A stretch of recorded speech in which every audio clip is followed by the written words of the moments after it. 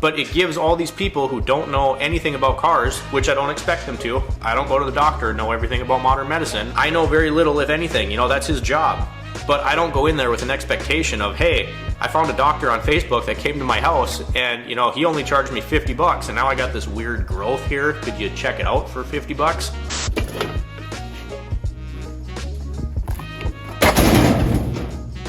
Good old Master Force. Got a new little jump box here. Jump box battery charger slash starter maintainer. We got 125 amp start, 40 to 15 boost, and 6 to 2 amp charge. So it goes real low and should have enough amperage to start the car if you need to. The Schumacher, same one we had at the dealership, really disappointed in that thing. Like a $250 unit, lasted me 2.5 years or so and crapped out. So done with Schumacher. We're gonna give this one a try. And it'll work on all different types of batteries here. So we got standard, AGM, deep cycle, and gel. Let's get this guy unboxed. Hopefully we have better luck with it than that Schumacher. Oh yeah, also says comes with a 3-year warranty. So we'll be going back to Menards if we have any issues. Let's get her out of here. It's also a pretty compact unit. Ooh, heavy. There it goes. Wonder if I need to keep this for the warranty. This is, of course, Menards in-house brand. Gotta love the Midwest.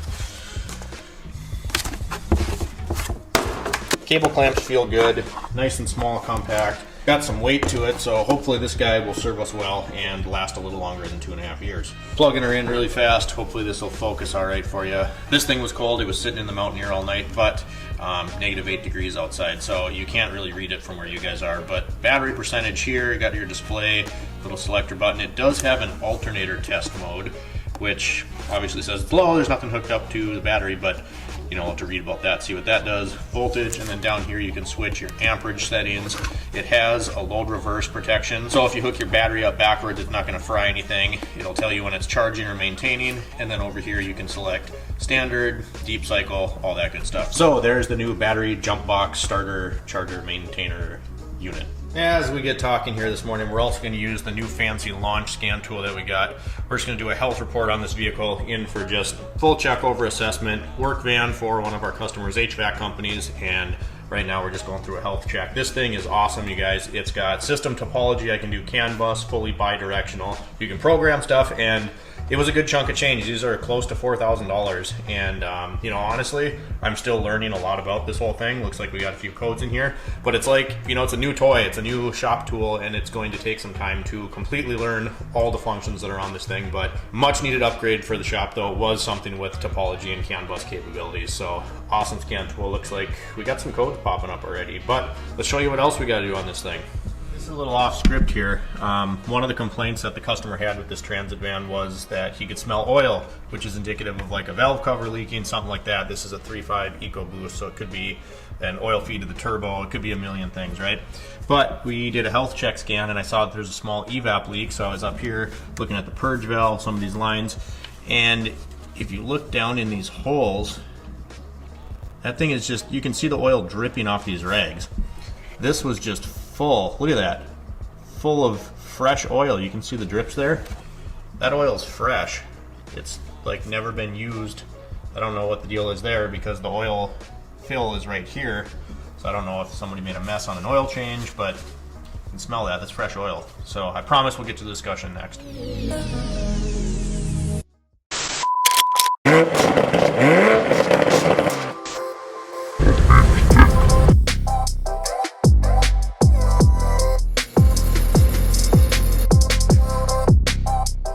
So I didn't even show you what I was gonna show you, which is that the intercooler is just kind of flopping around down here under this Transit, but we're gonna get into the video. All right guys, welcome back inside the shop for another video. Today's discussion video, mobile mechanics. As a side note here, it is a balmy 12 degrees outside, -9 this morning when we started recording the video and pulled this van in. So it's been kind of cold outside. Anyway, we're talking about mobile mechanics and the undercutting that I'm seeing in the industry. This is all over Facebook. You can see right here, here's another one, and this doesn't even make sense. It says, I'll change the brake pads, I don't do rotors, I don't do calipers, you need brakes, I will do that. And there's plenty wrong with that statement that we'll get into. But I think this is a thing that's going around in the industry everywhere, anywhere you look. We're in Minnesota, North Dakota, I think, you know, across the Midwest, on the coast, it's getting, even more prevalent because they have better weather, so there's more of an opportunity for guys to do this. The weather, I just said, really cold right now. We're in a cold snap, -9 this morning. I don't know that there's a lot of mobile mechanicking going on, unless people are going into people's houses, which is like a whole nother thing. You really want some random person in your house. But from what I've seen, you guys, it's becoming a huge issue in this industry. You go on Facebook, and I get tagged in these things all the time, and I'm grateful for that. You know, someone will post in the community Facebook page, local here, and be like, I'm looking for a good mechanic, who should I go to? And I'll get tagged. I'll see my business page tagged, I'll see my name get tagged, and it's like, sweet. You know, if this person wants to message me back or they want to shoot me a message, I don't directly message them because we're busy enough. But if they reach out to me, that's awesome. It's more business, and it's cool to see customers actually, you know, recommend your business. Digging into the meat and potatoes of it here though, so everyone with a code reader thinks that, you know, they can go fix cars, and it's getting to the point where they either go fix the thing and then they don't really fix it and it breaks even more, or they mess something else up and then they have to bring it to an actual repair shop. They can't understand where the cost is coming from. And let me backtrack a little bit. So you're seeing more and more of this now, that people can post anonymously on Facebook, right? And I don't know if all of it is a scam, but I think a lot of it are scammers, you know, just trying to get money, or, you know, get someone to message you and then you get something out of it. But you see all these posts and it's like, hey, I was just wondering if anyone knows a good mechanic that'd be willing to come give me a hand to change my alternator. And it's like, look at the verbiage in that statement there. They're not, in their head, they're not going to pay anyone to come work on this thing because they're already doing it. They just want someone to come babysit them because they don't really know what they're doing. And in their mind, they're looking for a good Samaritan to come and help them, and then they don't have to pay, right? Or you'll see, I just saw one last week, Chevy Malibu. You know, anything about those, you're changing the headlight bulbs, you're taking that bumper cover off. And this lady was like, hey, I'm a single young female, and I was just wondering, I could throw you like $15 if you want to come change this bulb for me. And people are just throwing themselves at them, whether they're going to try to upsell something or they see young female and they're like, I don't know. My point is, a lot of these posts are getting flooded with people saying, hey, I'm a mobile mechanic, I'll come to you, you know, I get all the parts, you provide, I'm going to do customer provided parts. Guys, I have a form for customer supplied parts. I have a form for customer supplied parts. I also have a form for release of liability on aftermarket parts. You know, if you want me to install your part, 9 times out of 10, I'll tell people I don't do that because there's no warranty, and, you know, is your part from Amazon even going to fit? I make you an appointment, you show up, the part's wrong. It creates all these issues. But if it comes down to it, I have a legal form that I have people sign that's like, hey, I'll put your part on from Amazon, whatever. I don't. Hey, I'll put your part on, but there's absolutely no warranty. Part of the reason you come to a legitimate business is they have business insurance, they have commercial accounts, so there actually is a warranty and some course of recourse. I just warrantied a power steering pump in a GMC Acadia. We put the pump in 12 months ago. It was right on the cutoff, but we ended up getting the part for free from the part store because a legitimate business purchased it through their shop account, and there is recourse there to get that part warranted. On top of that, the part store actually paid me my labor to put the part in again because, again, legitimate business, there's a paper trail, they're going to pay me, I'm going to get reimbursed for having to do this job twice because there was a parts failure. You get into all these mobile mechanic type things, and those kind of situations really are going to start to create problems for you, because I guarantee you, if you call Joe Blow, you want your brakes replaced, he comes, does it in your driveway, and he leaves, the next day your brakes are squeaking, and you're like, hey, what's going on here? Should you paid him $20 under the table, $50, whatever it is. He's not going to come back and figure it out, and now you're going to have to go to a shop anyway. That first statement we just looked at, I do brake pads, I do not do rotors.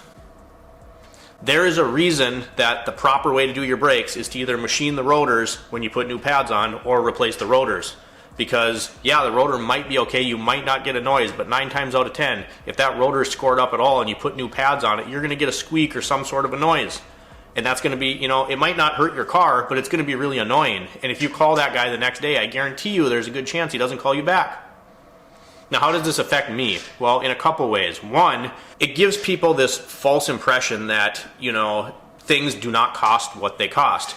Our shop is not very big. It costs me money to have the shop. It costs me money to have shop insurance. It costs me money to buy my own health insurance. The guy that's coming to your house after his 9 to 5 with his Pittsburgh tool set to change your brakes, he doesn't have any of those expenses, so obviously he can do it for $50 cash and he doesn't have to worry about taxes, documenting any of it. That's why they're doing it cheap. They're moonlighting, essentially.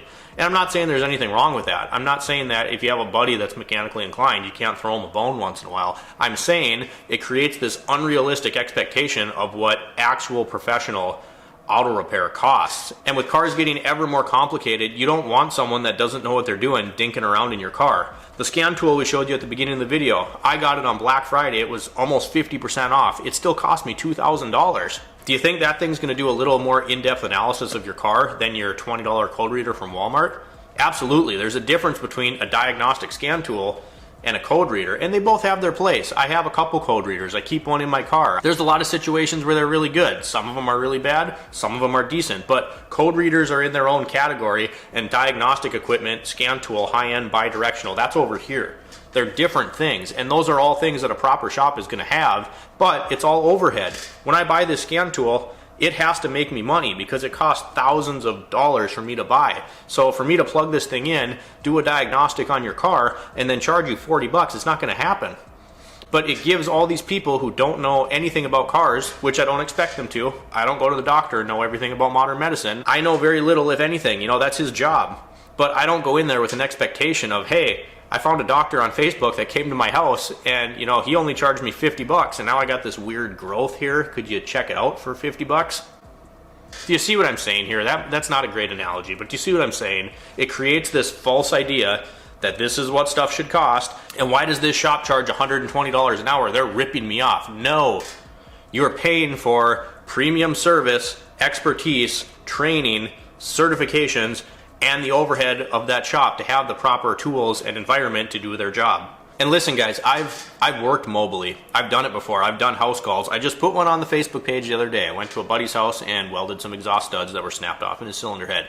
Most of the 99% of the time, working mobily sucks. You don't have proper lighting, you're out in the elements, you didn't bring all the tools you need. It sucks. I don't know why anyone would want to do it. Maybe out on the coast where it's nice out all day, every day. And you have a van, like our customer's van here, that's, built out to do that kind of work. Maybe that's a thing. But here in the Midwest, when it's this cold, I don't even know why you would want to do it.